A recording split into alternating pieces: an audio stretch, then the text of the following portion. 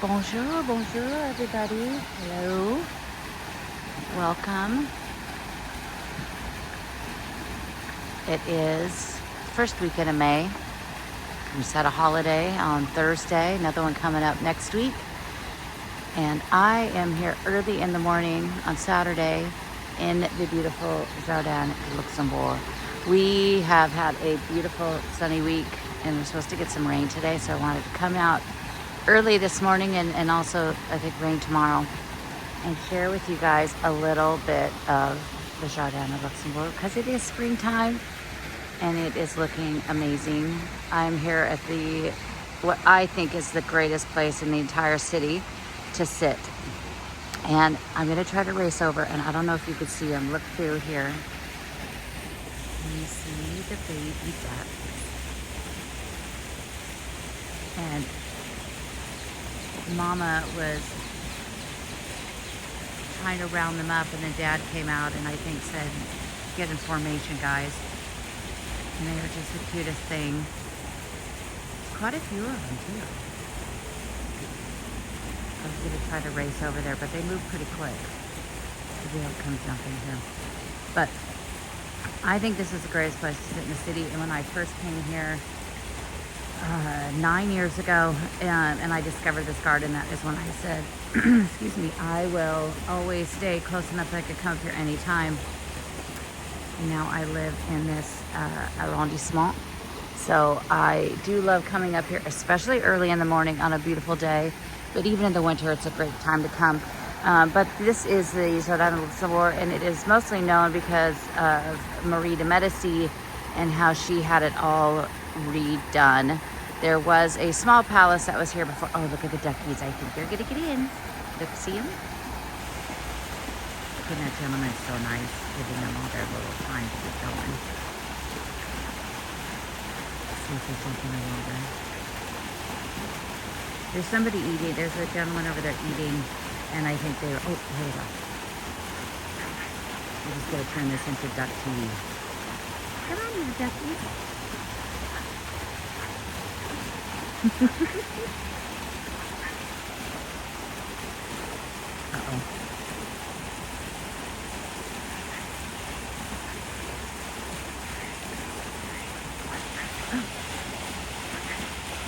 Stop.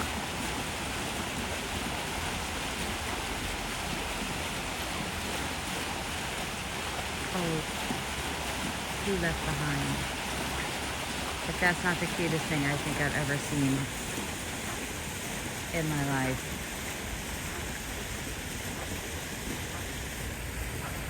So cute. I don't even know what I was saying. But the Jardin du Luxembourg was enlarged, and this amazing palace was built here by Marie de Medici, depending on where you are.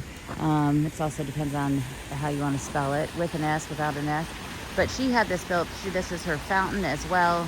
When she had the fountain, it was just the back part of the fountain, and it was about 100 yards that direction, past here against a wall. I went there, and Haussmann and Napoleon III were going through the city and hacking it up and making these big boulevards. They had it removed stone by stone and moved here into the garden, which is amazing, because they didn't do that with everything.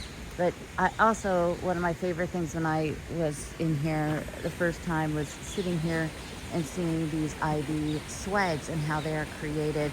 And I have a photo that my grandpa took in 1972 from up above, looking down, and it is literally the ones here at the very end. Was just, there was some like high school kids running, and then the ivy at the very end of this was literally just like one little tiny thread of ivy. And I've asked people that know a lot about plants, and they said that most likely, yes, would be the same, even though it's 53 some odd years later. But I love that. But I remember coming here and sitting and just thinking, this is the most beautiful thing I've ever seen. No matter the time of the year, this is the best place to sit in the city, I think, because the light is always filtered. I mean, look at the light coming up through the trees. Even in the winter when there's no leaves on the trees, it's still a really gorgeous place. And I mean, how could you, can't go wrong here. They cleaned out the basin a couple times about 5-6 times a year because it does get instantly green from all of the leaves and everything around here. But it's really beautiful, and I love that they put some little plants in the urns here. I'm going to take you over here to the other side of it. We'll check on the duckies too. But there's a nice little lady over here reading, and I don't want to bother her, so I'll see you on the other side. I think they're having swim lessons. Look at, they move so fast. Can you see them in the glare? I love that.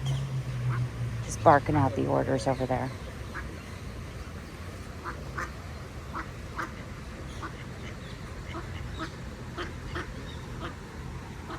They grow up really fast too. They get big very, very quickly. And this time of the year, there'll be multiple little tribes of baby duckies.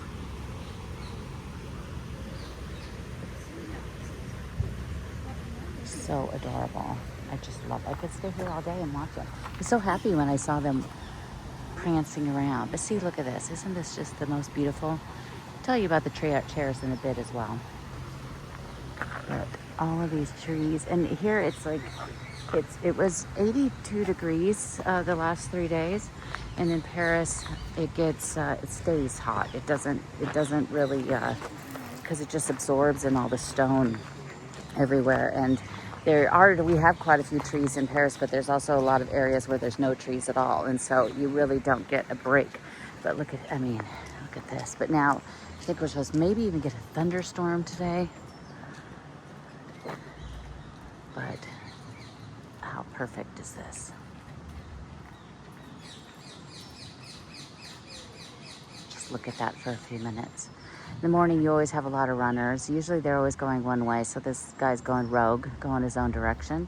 Here is the palace. So this is the Palais de Luxembourg, which is what Marie had built after her husband, Henry IV, was killed on May 10th, 1610. She decided she wanted something that was a little bit more reminiscent of her life in Italy. So she wanted a new palace built. This was the property of the Duc de Luxembourg. And so she had took it over and had this palace built here.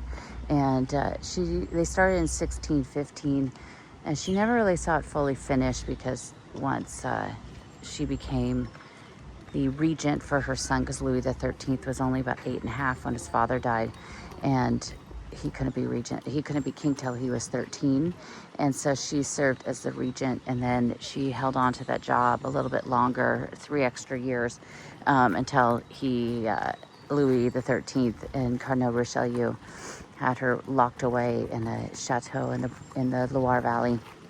So she'd work on it a little bit here and there. Most of it now it's the Senate. Since the revolution, it's become an office of the government. So the Senate is located here. It's a really beautiful building inside. It's only open to the public 1 weekend a year, the 3rd weekend of September. And if this is, you've watched me before, I think I work that into just about every single thing I do. It's the greatest weekend of the year. But most everything in there is much more Second Empire. But there is these, the middle windows there on the middle floor. Those rooms actually still retain the decor of the Renaissance decor of Marie. But the gardens here are always beautiful. So I thought it'd be the perfect thing to see here on a beautiful spring morning. I will have a Notre Dame video coming up. I'm going to do one. I'm working on the stained glass, the research on the stained glass. And I just want to be able to go in there because we're going to talk about the rose windows and the transept. And it has been so busy in there that I, hopefully in the next week or two, I'll be able to get in there early in the morning to do it before the big crowds are there, because would be recording in the busiest part pretty much of the entire cathedral. It's always where everybody jams up. But you can see here with the Pantheon at the top. So this was more of the Napoleon III and Haussmann, where they were building these beautiful vistas and wide avenues. And this is exactly right here is what, if they were alive today, they'd probably be pretty pleased to see how this all lines up with the trees. Nothing in Paris or France is done on accident. And then there is 107 statues in this garden, and a lot of them have to do with the arts, whether in homage to an artist or a writer. This is known as the Greek Actor by Arthur Bourgeois. It was something that actually, they had it at the Salon of 1860, and then the state bought it and had it created in bronze to be brought here. The other side is the dancing faun, and he's dancing on a wine bag, having a good old time. And here's another just beautiful view of the garden. It's just like this little oasis, and even though the Rue de Medicis is right outside and it's a pretty busy road, it stays so beautifully quiet in here. You also have a bunch of little kiosks as well as little restaurants in here. You could get easy things, sandwiches and stuff like that here. Coffee, of course. Lots of garbage and recycling options.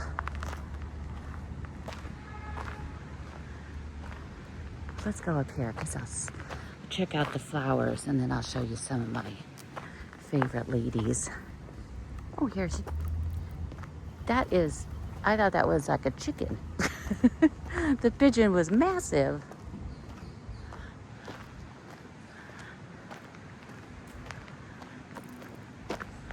The benches. If you'll notice, when you walk around the city and you look at just right here alone, you could see a few things that are in this special green. And the green is called vert wagon, and it is green wagon color. And it is said to be the color of paint that was the color of the carriage that took Louis XVI to his death when he was killed. And so that's a lovely thing for us to remember. But they have painted everything in the city, the furniture, you'd call it, the benches, the Wallace fountains, the bouquinistes, the Morris columns. You could even see that the garbage and recyclings are colored that same green. And you'll notice it all over the city. And it's supposed to be this, so it kind of, blends in. Look at that, it's just perfect. They have the little gazebos, and so they'll have music here a lot of times on the weekends, sometimes whole orchestras just for free. The gardens really became even larger under Haussmann and Napoleon III, because Napoleon III said he wanted a garden within 5 minutes of every neighborhood, because people's apartments, we live in pretty small quarters here. For the most part, 90% of people in Paris don't live in big apartments. And so this is really kind of our little living room where you could come hang out and meet friends and have picnics and just talk and have coffee.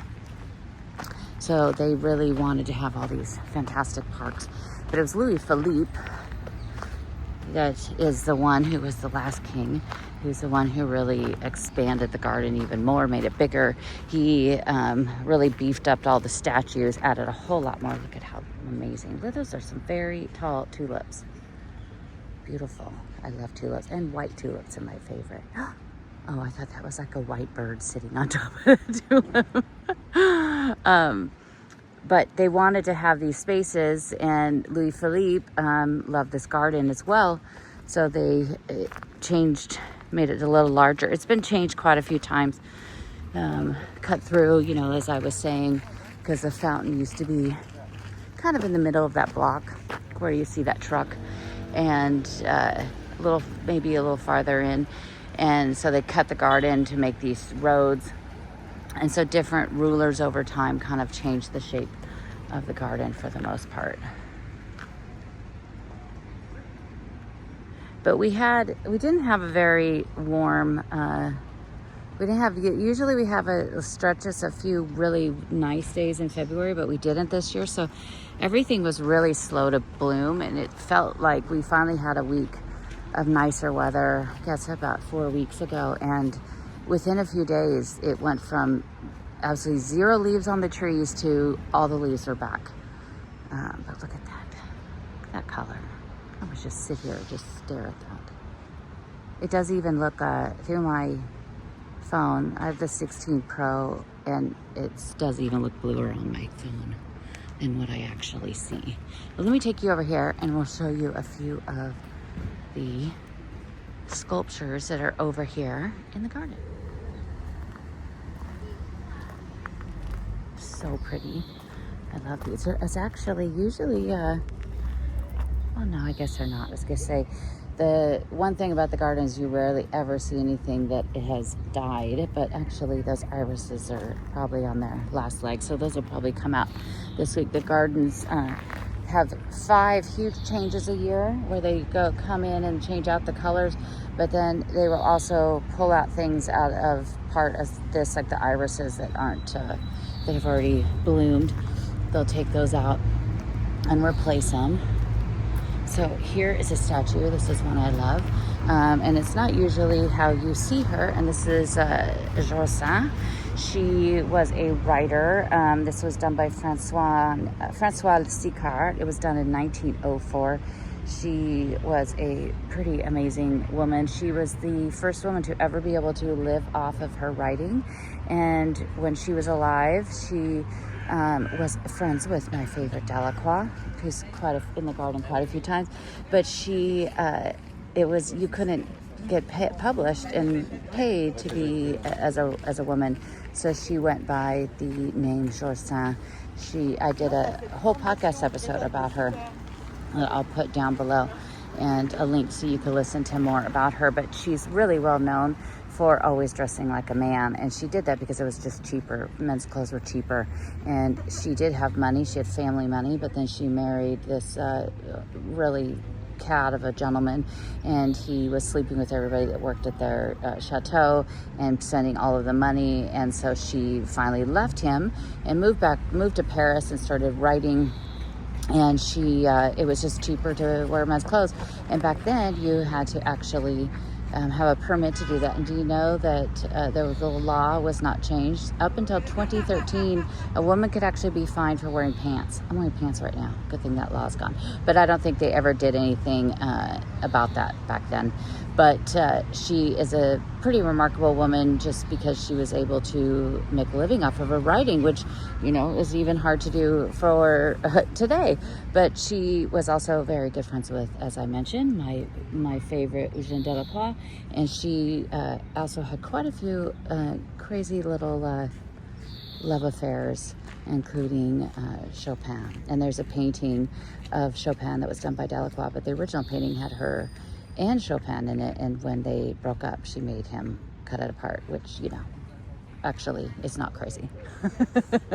You're like, I don't want to be in that. I don't want to keep that painting with him. Honestly, I'd do the same. But here's another. These are what are called the gondola benches by Baltard.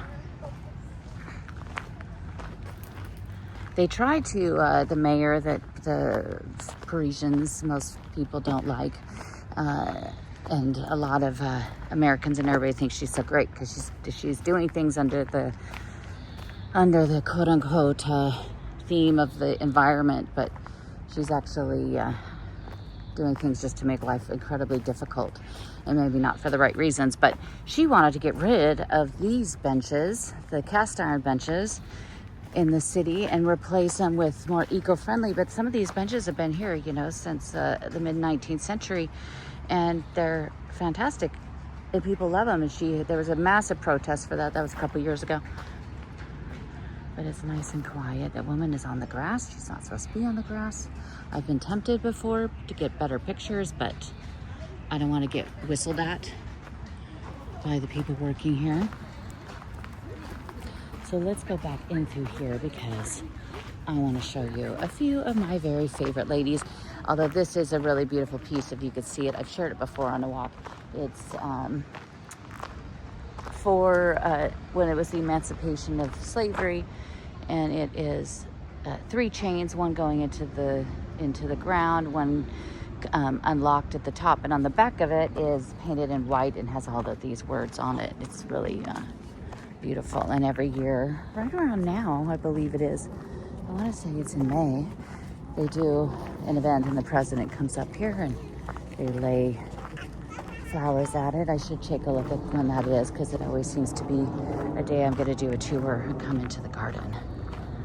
Let me get this guy lined up a little bit better. Just for some reason, it's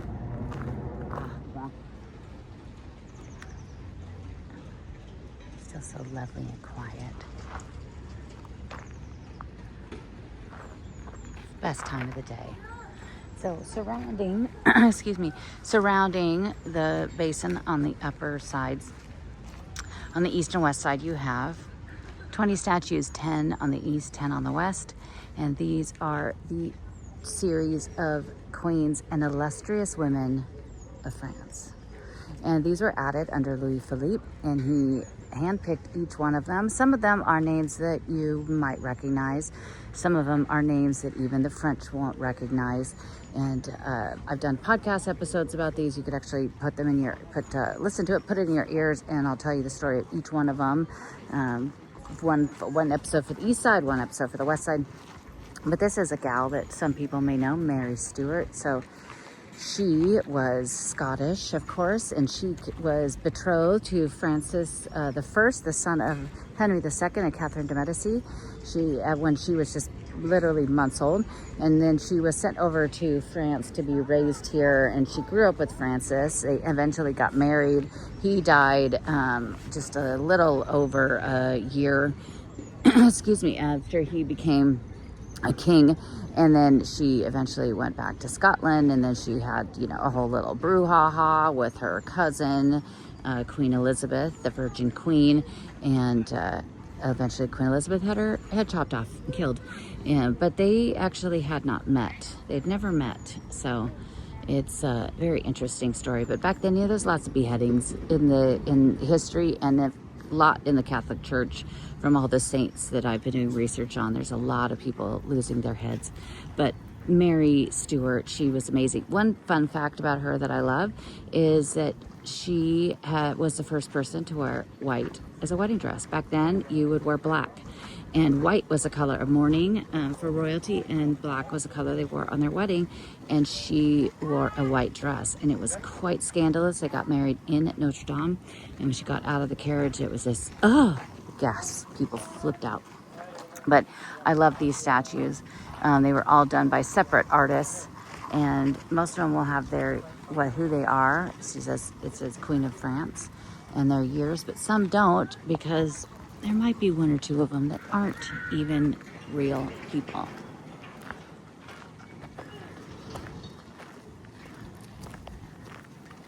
And then you have one of my favorite ladies over here.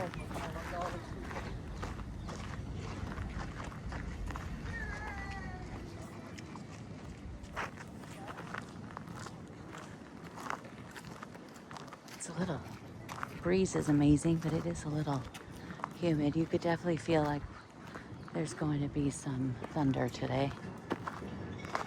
All the trees are back. I just realized that. Every time I came in here lately, it looked like they were about to be returned, but they must have come back last week.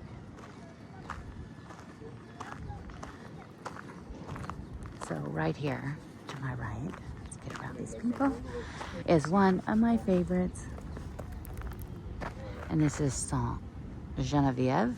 She is the patron saint of Paris. Here, it actually has her dates as 423 to 512. But she died between 512 and 520. We're not exactly sure. And she is the patron saint of Paris. And she is one of my favorites. She is all over Paris. There's the church at the top of the hill behind the Pantheon, Saint Etienne du Mont. That is where her relics are, because the Pantheon, of course, was built for her.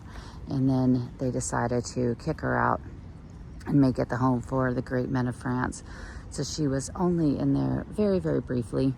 But she's a patron saint of Paris. She saved it many times while she was alive. And then she continues to save it after she died, with her reliquary being brought out for ceremonies that they would do when the king was sick, or floods and droughts and plagues and everything under the sun that was happening, saving the people.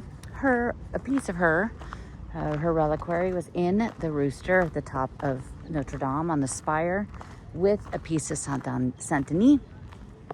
And I still believe she was watching over that day. she kept it from completely being destroyed.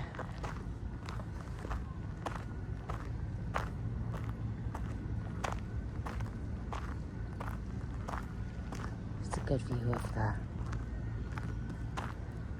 palace from up here.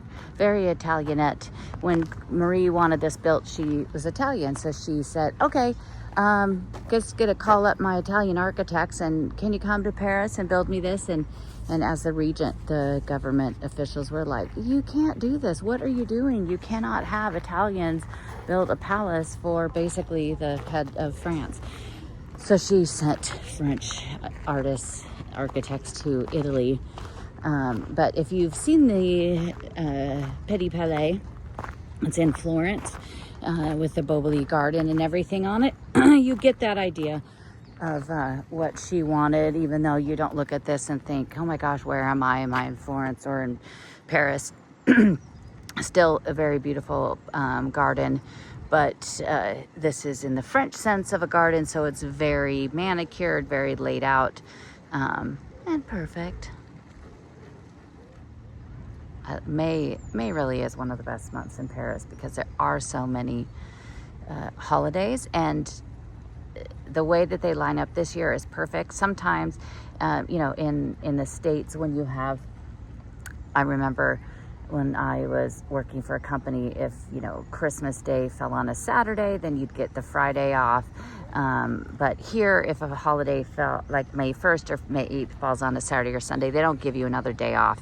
So when they do line up this way, when they hit Thursdays or Tuesdays or something like that, or even a Wednesday, people could stretch it out. So because almost every week has a holiday, you could basically take 9 or 10 days off of work, only using 3 vacation days.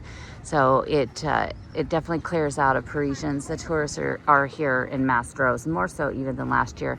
Tourism is up, they say 40% for this spring and summer. So if you are coming, as I've mentioned before, make sure you book things as early as you can. Most of the time, depending on what it is, tickets usually go on sale for museums and other things about 60 days out, sometimes 90 days out. Get them as soon as possible, and do please make sure you only are buying them from the actual website. So the actual Louvre website, the Orsay website. Don't use these third party, or be very careful when you're Googling, because you could Google Louvre tickets and get you're definitely not going to get the Louvre. The Louvre will probably be buried because these companies that will scam you, and sometimes you don't get the tickets at all. So definitely be very careful with that. And I also plan trips for people, so I could actually help you take care of all of that. So if you need any help, I did turn around, and we have to unfortunately have the ugliest building in Paris there, the Montparnasse Tower. Or the Eiffel Tower, as some people call it. Some people call it the box that the Eiffel Tower came in. They were supposed to be completely redoing the outside of it. It was supposed to be done before the Olympics, and it still hasn't even started. And I honestly don't think it will ever start, because there's just too many people that have a problem with it. The people that work in the building, they'd have to leave for quite some time. They were going to add like balconies on there and have all sorts of trees and foliage and things hanging off of it. So basically it might make it look better, but it also will just make it look bigger. So there's people are pretty upset about it, but it is a little over 50 years old, because I have pictures. My grandpa came in 1972 of the elevator shaft, and I think it's 57 floors or so, and it was just the elevator shaft and then like the first dozen floors or so. But it is actually a really great view. That is probably the better view than the Eiffel Tower, and you don't have as many people to go there. The ticket's not so cheap to go up there, but it's still it's a pretty amazing view. In the winter, they have like ice skating up there. In the summer, they have a terrace, and you can go up there and sit there and look at the city. And it's just not a lot of people go there. So it's a really great place to go check it out. This is, I think, other than my favorite girl, this is my favorite statue. And this is Queen-Berthe. And I love this one because I love that she's holding the little statue in her hand. And that statue is of Charlemagne. Queen-berthe, she lived from 720 to 783, and she was this very beautiful young woman, and Pepin le Bref had heard about how beautiful she was, and he wasn't the king of France yet, and he heard about how beautiful she was, and he wanted her to, wanted to marry her. And back then, and even going into the Renaissance and later all the way up until the 19th century, they weren't, you weren't really getting married by, someone that you knew or loved. It was all about arrangements. And so she was sent up to Paris to marry Pepin, and her uncle accompanied her. Well, her uncle's daughter looked a lot like Cousin Berthe, and so he hatched this plan to kidnap her along the way and just leave her someplace, tie her up and leave her, and then pass off his daughter as Berthe. And so he did just that. And they stopped along the way in the forest of Le Mans, and they were there. And this nice soldier that was there with him overheard this plan, and so they stopped, and Berthe, was tied up, and so he told her what was going to happen. And so they decided, he helped her out, he untied her, left her with some food and stuff, so they went on. So they came on the trip, kept going, got here. She married Pepin. This is about attempt number 6. We'll see if I can get through the first 3 words. So she comes to Paris. She marries Pepin. Berthe is meanwhile out in the middle of nowhere, and years go by. Berthe's mom misses her daughter, so she decides she's going to come and visit her daughter. Well, Berthe had one very distinct feature of her body, and that is that she had a club foot. And then the mob got there, and she saw this woman, and she was like, "This isn't my daughter." And everybody was like, "What are you talking about? You're crazy. Of course that's your daughter. What are you thinking?" And she said, No, this isn't my daughter. I know this isn't my daughter." And they kept telling her, you don't know what you're talking about. Of course this is your daughter. And so one night she went into her bedroom while she was sleeping, and she pulled up the blanket and looked at her feet, and both of her feet were the same size. So then she alerted them and finally convinced them that no, this was in fact not Berthe. The uncle was arrested and killed, and his daughter, the cousin of Berthe, was arrested as well. And then one day Pepin was out in the forest of Le Mans, and he decided that he was out there praying, and he found this in the middle of the forest, this little altar set up, and this beautiful woman praying at it. And he saw her, and he started talking to her, and it was in fact Berthe. So, whether you believe that the story is true or not, still a pretty great story. But she goes on to be the mother of Charlemagne. So a very influential Roman emperor, Holy Roman Emperor over the Franks. And he's another fascinating character that Napoleon Bonaparte would later really try to align himself up with. And I love this statue because I love that she's just holding that little statue of Charlemagne there.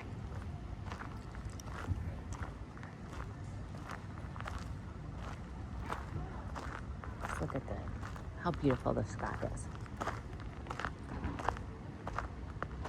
And then, of course, Saint Bathilde. And Saint Bathilde, she was the wife of Clovis II, and as a child, she was sold into slavery. And because back then you were taxed by how many mouths you had to feed, so if a family had a lot of children, it was beneficial for them to get rid of those children. So they actually sold their daughter off into slavery because she'd be too expensive. And she would later ended up meeting Clovis, and she got married. And when she was queen, she decided to completely eradicate the practice. She used her own personal money to buy back all of these children and then to free them. And she was a pretty amazing woman. But she was married to Clovis II. She lived from 1626 to 680. But I also love that one too. Every one of these women, there's some really amazing stories of each one of them. But we'll give you another little view. Oh, I didn't even tell you about the chairs, did I?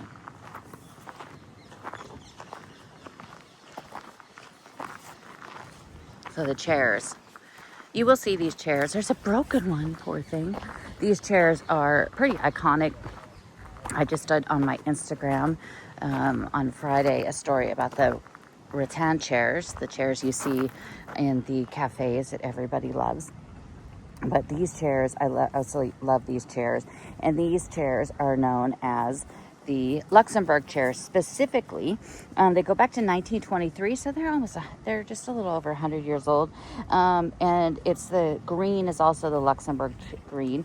The chairs that used to be here when the Senate originally was here, you'd have to come and rent the chairs. So they were very spindly little chairs, and you could rent them, for a couple pennies, and you'd get to keep those and sit here. They should do that with these chairs, because this time of the day there's not a lot of people, but if I came back here in about 2 hours, you'd be hard pressed to find a chair. And usually you don't just take one chair, you usually have 2 or 3 chairs, one for your rear, one for your feet, one for your bags, maybe one for your picnic.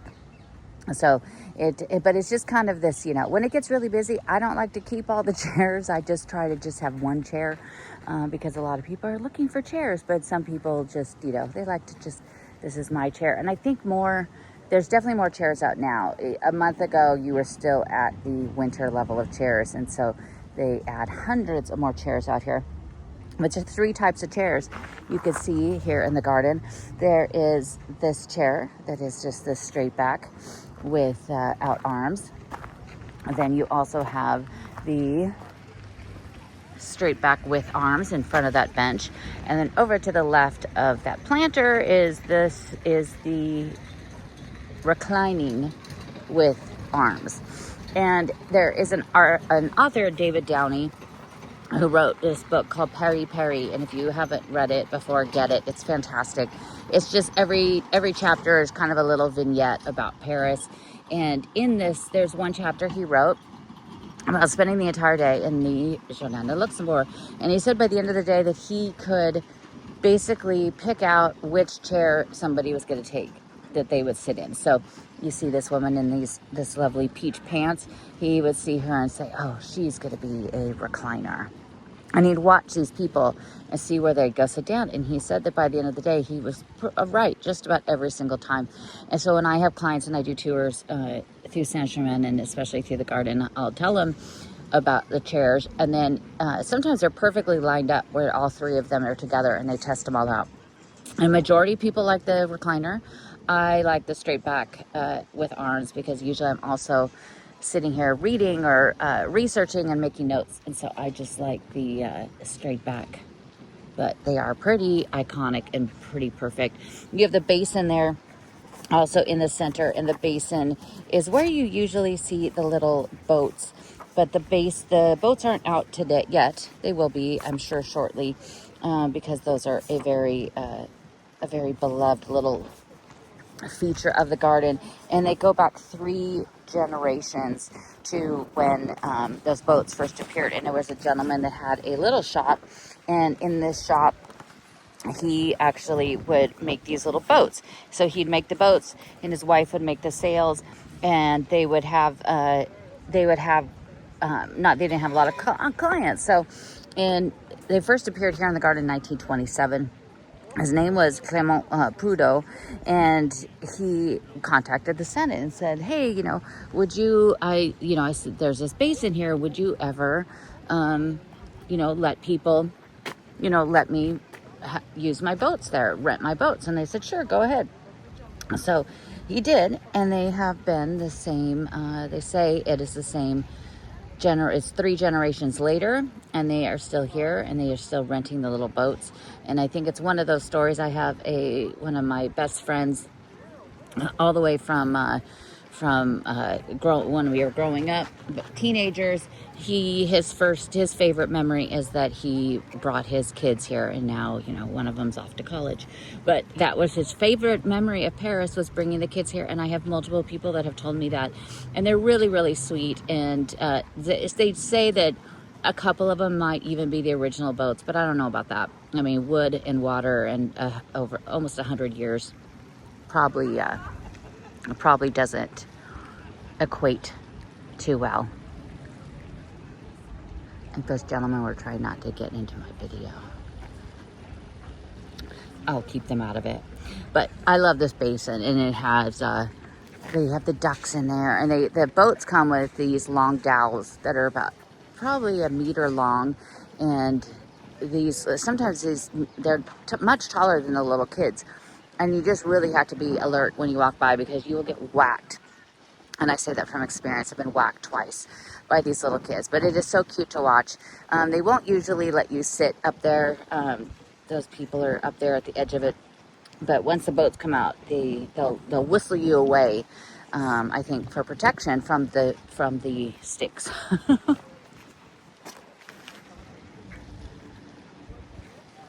But it's a beautiful, beautiful day here. And look at who's made an appearance over there between the trees. You have a little bit of the Eiffel Tower there. So I will let you all go and enjoy the rest of your weekend. If you're seeing this on Sunday morning. And of the statues that are the oldest statues are the ones down here on the lower level around the basin. These are the ones that would have been here that date closer to the time of the 17th century. And then most everything else is mid 19th century.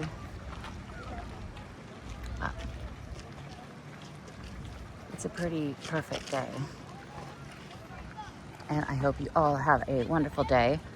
And I'll be back hopefully next weekend. And I'll see you then.